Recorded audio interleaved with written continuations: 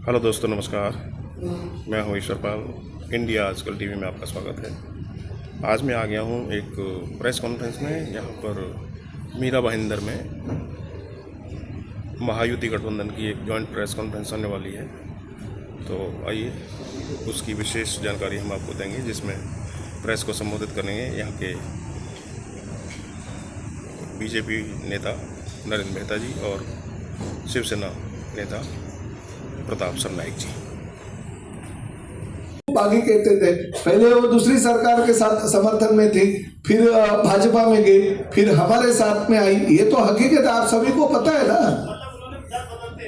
ये तो आपको पता है। मैं ऐसे किसी के बारे में दल बदलू नहीं मैं बोलूंगा, वो तो आप लिखते हो ना। हम क्यों बोले? हम हमारे भाई बहन के रिश्ते में दरार क्यों लाए?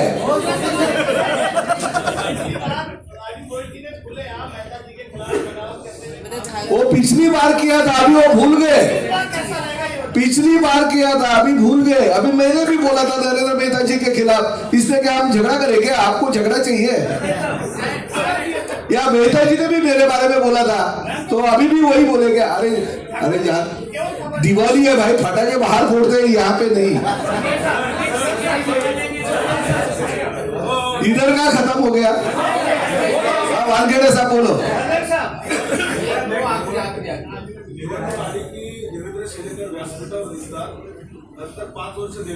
बिल्कुल नाही, चुकीचं आहे। ओ शेळेकर साहेब सांगा।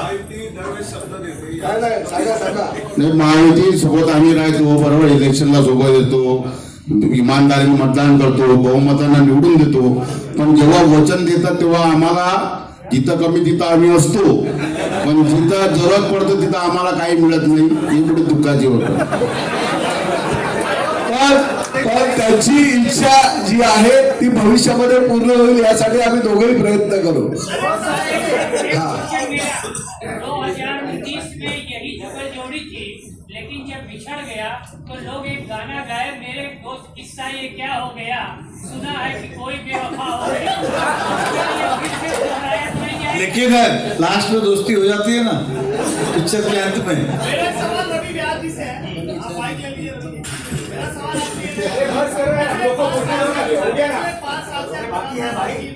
जुगलबंदी जारी थी, कल आपकी रवि चौहान से भेंट हुई, तो मैं आपसे जानना चाहता हूँ कि आपकी जो नाराजगी थी वो क्या थी और वो नाराजगी दूर हुई क्या? देखिए, नाराजगी बिल्कुल नहीं थी, केवल उम्मीदवार बनने की इच्छा थी। और उसके बाद में जब पार्टी के नेताओं ने कहा कि आपको युति धर्म का पालन करना है, तो सभी कार्यकर्ताओं को समझाया और अब आज से सभी लोग मेहता जी को जिताने का कार्य करेंगे। आपके समर्थक अभी भी फेसबुक में मेहता जी के खिलाफ गीता और कुरान की लड़ाई करवा रहे हैं। आपके नजदीकी नाम ले लेना चाहूंगा, उससे आप कैसे देखिए? 100% के अंदर से अगर 2-5% इधर उधर हो सकते हैं व्यक्तिगत रूप से, बाकी पूरे का पूरा संगठन एकजुट है। नहीं, मगर आपने ये रवि व्यास जी को ही क्यों सवाल पूछा, हमारे विक्रम भाई को क्यों नहीं पूछा? ऐसे नहीं, आप लोग भी हमारे में दरार लगाने की कोशिश करते हैं। अरे बाबा, ये मंच बहुत छोटा है, मैंने वही पूछा हमारे नरेंद्र मेहता जी को कि ये अगर निकालेंगे तो हमारे सब लोग जो बाहर नीचे बैठे हैं, आसिफ भाई को मंच पे जगह मिल गई, विक्रम भाई को मिल जाए। अरे आसिफ भाई हमारे दिल में है भाई। इधर अगर छाती बढ़ेंगे तो आसिफ भाई बाहर निकलेंगे। हाँ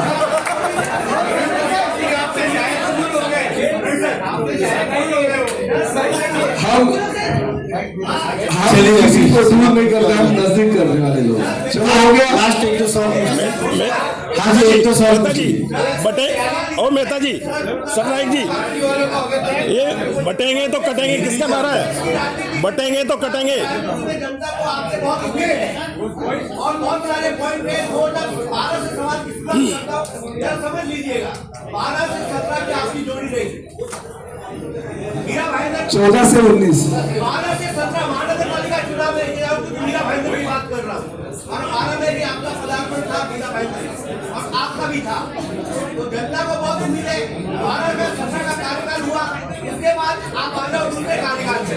तो आपने बहुत सारे चेहरे पैदा किए मीरा भाईंदर में आपकी पार्टी को बढ़ाने के लिए। प्रदेश की नेताओं के प्रदेश की जनता देखती है। अरे बाबा सवाल पूछिए ना, भाषण थोड़ी हमको करना है भाषण। अभी आप बोलो, आपके दिल की बात है। मीरा भाईंदर की जनता आपसे क्या अपेक्षा करे? क्या आप मीरा भाईंदर का सोचेंगे? हमारे दोनों के हिसाब से मीरा भाईंदर का विकास के लिए हम दोनों जो काम करेंगे, आप उसकी चिंता मत करिए।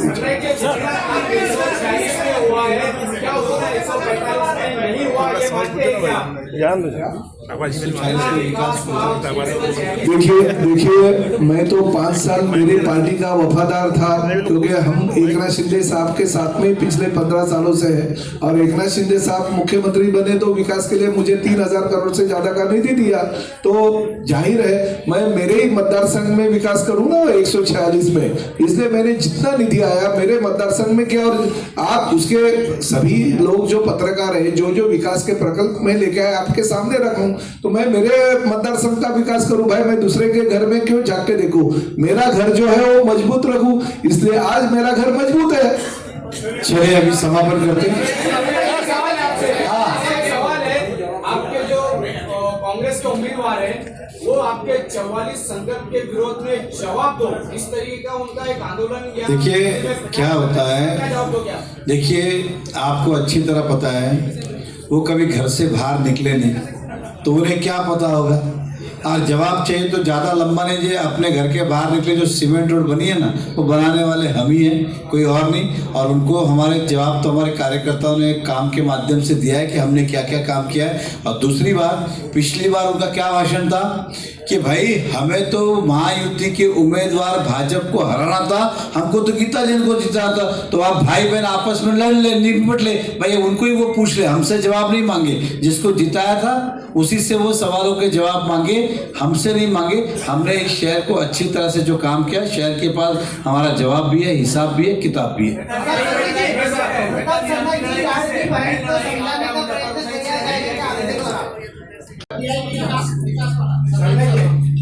मेरे से तो पहली बात यह है, देखिए गीता जी जब भी पहली बार विधायक के तौर पे चुन के आए, कहाँ पे थी ये आपको पता है। फिर बाद में वो कहाँ पे थी वो भी आपको पता है। फिर वो हमारे साथ गुवाहाटी आए, तभी मैं ऐतराज में आ गया कि बाबा ये अचानक यहाँ पे कैसे आ गए। तो उन्होंने ये 5 साल में अलग अलग जो जगह पे गई, तो उसकी वजह से वो एक पार्टी की तरफ कभी नहीं थी 5 साल में। और रहा विकास का काम, तो मैं एक बात यहाँ पे कहना चाहता हूँ कि पिछले 2.25 साल में सहयोगी के सदस्य के साथ साथ हमारे साथ मेरे वो पीछे पीछे मुख्यमंत्री जी के पास आते थे, मगर वो हमेशा यही कहती थी मेरा पहला बार है, मेरा पहला बार है, मुझे समझाइए काम कैसे करता है। मैंने भी आखिर कैसे होता है कि गुरु आखिर जो शिष्य को कोई ये देता है, शिष्य अगर देता है तो पूरी की पूरी शीशा नहीं देती है, थोड़ा सा अपने पास रखता। तो मैंने थोड़ा सा अपने पास रखा और जितना रखा उसमें से मैंने विकास के प्रकल्प कर दिए। भले ठीक है वो मेरे साथ में थी बहन के रूप में, मगर पूरा का पूरा जो गुरु को जो देना चाहिए वो मैंने उनको दिया नहीं, मैंने मेरे पास रखा और उसमें ये सब प्रकल्प पूरे कर दिए और भविष्य में भी पूरे करने हैं। मगर मैंने जितना भी इस शहर के लिए 5 साल में किया, मुझे नहीं लगता है पिछले कई सालों से इस शहर के लिए कुछ है। ठीक है, विकास के प्रकल्प होते रहते, सरकार हमारी थी, मुख्यमंत्री हमारे थे, इसलिए ये हो सका।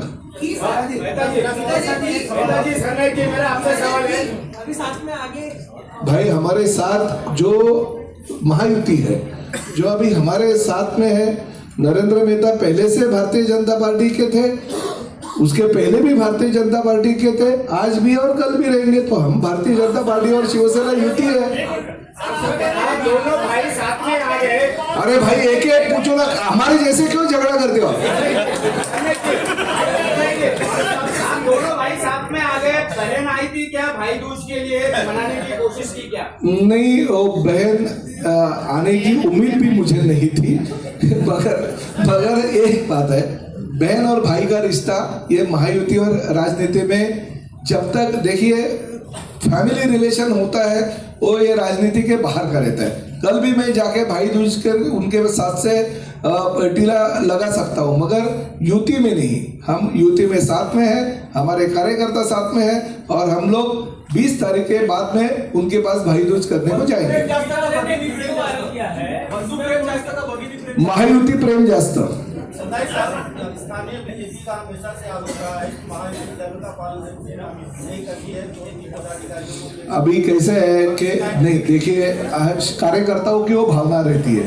या ठिकाणी हिंदी भाषेचा जास्त वापर आम्हाला करावा लागतो, कारण हिंदी भाषिकांची संख्या सुद्धा मोठी आहे। त्या देशातून विविध प्रांतातून आलेले लोक आहेत, ते उत्तर प्रदेशमधले आहेत, बिहारमधले आहेत, राजस्थानमधले आहेत, आमच्या गुजरातमधले आहेत। प्रत्येक राज्यातून ह्या मीराबेंदर शहरामध्ये व्यापारानिमित्तानं आणि त्या सगळ्या लोकांना घेऊन या शहरामध्ये अनेक वर्षापासून काम कॉलेजेस निर्माण करून गेल्या 15-18 वर्षात या शहरामध्ये एकही कॉलेजेस झालेले नाहीये। लोकसंख्या दुप्पटपेक्षा जास्त झाली। आजही विद्यार्थ्यांना मुंबई प्रवास कॉलेजेस आणावं या शहरामध्ये, हा आमचा एक मोठा विषय। या शहरामध्ये आपण बघितलं आता 30% हाऊस टॅक्स वाढला, कारण की खर्च वाढला, इन्कम वाढली नाही, म्हणून ह्या शहरामध्ये कॉर्पोरेट ऑफिस यावं, उद्योग यावं, व्यापार यावं, यासाठी प्रयत्न करणं, जेणेकरून महापालिकेची इन्कम वाढतील आणि ह्या शहराच्या युवाला रोजगार मिळतील आणि व्यापार मिळतील। आमचा दुसरा विषय। तिसरा, आज मल्टी स्पेशालिटी हॉस्पिटलची गरज या शहराला आहे, कारण की आज डॉक्टर सांगा सिरियस झाला की सांगता मुंबईला शिफ्ट करा, असे दिवस येतात कामाला कुठल्या डॉक्टरने असं सांगा पेशंटला मुंबई शिफ्ट करा। मग सर्व प्रकारचे उपचार या मीरा भाईंदरमध्ये आले पाहिजे, ही आरोग्य सेवा देणं आमचं काम आहे। पासपोर्ट कार्यालय असतील, RTO ऑफिस हे मीरा भाईंदरमध्ये आणण्यासाठी प्रयत्न करतो, हा आमचे मुख्य मुद्दे। त्या व्यतिरिक्त त्या भागातला रायकोलामधला शिरोत्रेचा विषय असेल, त्या स्पोर्टचा विषय असेल, अशा बरेचशा अनेक विषय, पण प्रामुख्याने 3-4 मुद्दे मी आपल्याकडे हे मांडलेले आहेत। उत्तरचा धर्मेंद्र प्रकल्प तो शिफ्ट करता येणार नाही, परंतु त्याच्याऐवजी छोटे छोटे प्रकल्प त्या भागात करता येईल का, जेणेकरून सगळे समाज भवन आहेत। घोडबंदर किल्ला, त्याचबरोबर चेना रिव्हर फ्रंट, घोडबंदर खाडी किनारा विकसित करणे, इंदिराबाई बाबूराव सरनाईक कॅशलेस हॉस्पिटल, बाळासाहेब ठाकरे कलादालन, ह्यासाठी मोठमोठे प्रकल्प ह्या शहराच्या विकासासाठी आम्ही घेऊन आलो। आणि प्रामुख्याने ह्या शहरावर देवेंद्र फडणवीस साहेबांनी, एकनाथ शिंदे साहेबांचे विशेष नजर आहे आणि विशेष प्रेम आहे, म्हणून एवढा मोठ्या प्रमाणात निधी आम्हाला उपलब्ध करून दिला, त्याबद्दल त्यांचंही आभार व्यक्त करतो। मी या ठिकाणी आपल्या माध्यमातून मीरा भाईंदर शहरातील सर्व मतदारांना आवाहन करतो की 145 विधानसभा मतदारसंघातून महायुतीचे उमेदवार म्हणून श्री नरेंद्र मेहता हे उभे आहेत आणि 146 विधानसभा मतदारसंघातून प्रताप सरनाईक म्हणून धनुष्यबाणाची निशाणी घेऊन उभे आहेत. तर कमळ आणि धनुष्यबाण हे दोन्ही निशाणी लक्षात ठेवून 145 मध्ये कमळ आणि 146 मध्ये धनुष्यबाण ह्या निशाणीचं बटन दाबून आम्हाला विजय करा, जेणेकरून ह्या राज्यामध्ये महायुतीचं सरकार परत एकदा येईल आणि विविध विकास कामं जी आम्ही चालू केलेली आहेत किंवा भविष्यामध्ये चालू करायची आहेत ते आम्ही प्रकल्प पूर्ण करू शकू.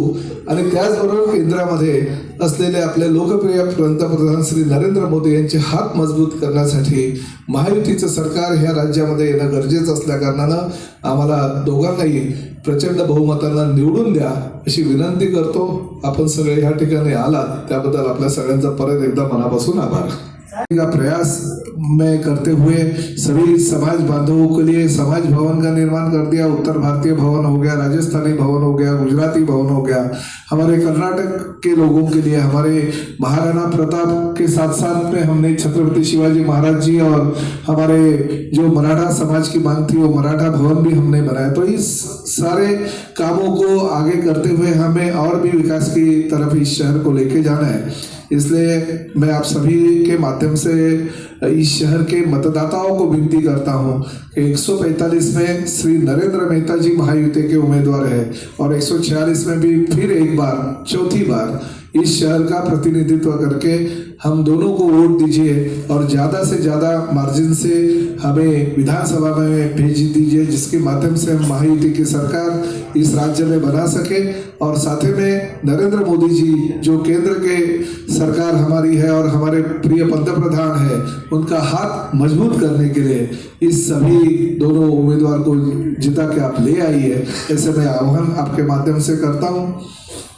परत एकदा आपल्या सगळ्या मराठी पत्रकारांना सुद्धा मनापासून यही आपसे जानकारी देनी थी, इसलिए आज आपके इस प्रेस कॉन्फ्रेंस का हमने आयोजन किया है. अब मैं आदरणीय प्रताप सरनाईक साहब से भी कहूँगा कि वो अपनी बात रखें, उसके बाद आप मराठी में पूछ सकते हैं. आज की इस प्रेस कॉन्फ्रेंस में उपस्थित हमारे सहयोगी और महायुति के उम्मीदवार आदरणीय नरेंद्र जी मेहता, साथ ही में हमारे जिला प्रमुख राजू भूर जी, हमारे दूसरे जो जिला प्रमुख है शर्मा जी, हमारे आरपीआई के जिला प्रमुख देवेंद्र जी, हमारे आसिफ शेख जी, 145 के विधानसभा के प्रमुख और बहुत ही हमारे करीबी दोस्त रवि व्यास जी, शैलेश पांडे जी, अनिता पाटिल, प्रशांत दळवी, हसमुख गहलोत, डिंपल मेहता, राजू अपना निशा नार्वेकर, विक्रम प्रताप सिंह, सचिन मांजरेकर, पूजाताई आमगावकर, रिया म्हात्रे, सभी लोग हमारे जो पदाधिकारी है मंच पे उपस्थित सभी मान्यवर, इतने बड़े संख्या पैमाने पे आए हुए हैं सभी हमारे पत्रकार भाई और बहन. सबसे पहले मैं आप सभी लोगों को धन्यवाद देता हूं. दिवाली की बहुत बहुत शुभकामनाएं भी देता हूं. दिवाली का त्यौहार खत्म होने जा रहा है और साथ ही में हमारे इलेक्शन की आज जो बड़ी पैमाने पे यात्रा रहती है वो आज से हम शुरुआत करने जा रहे हैं. सभी लोग दिल से काम करके 145 से श्री नरेंद्र मेहता महायुति के उम्मीदवार और 146 से प्रताप सरनाईक महायुति के उम्मीदवार के तौर पे मीरा भाईंदर में दोनों के दोनों महायुति के उम्मीदवार बहुत बड़े मार्जिन से जीत के आएंगे, ऐसा हमें विश्वास है. और आप लोगों का सहयोग भी चाहिए. आप लोगों को पता है कि पिछले 15 साल से मैं विधायक के तौर पे काम कर रहा हूँ, मगर जिस वक्त नरेंद्र मेहता जी और मैं साहब मीरा भाईंदर में काम कर रहे थे, बहुत सारे विकास काम प्रकल्प हम लोग ने साथ में काम किया. उस वक्त देवेंद्र फडणवीस जी मुख्यमंत्री के तौर पे थे, हमारे एकनाथ शिंदे पालक मंत्री थे और दोनों ने मिलकर इस मीरा भाईंदर के विकास के लिए बहुत सारा निधि का योगदान दिया. मेट्रो है, पानी की समस्या जो थी उसमें सूर्या डैम का प्रकल्प था, रास्ते कॉन्क्रीटीकरण, ये सब काम हमारी महायुति के सरकार के कार्यकाल में हो गया.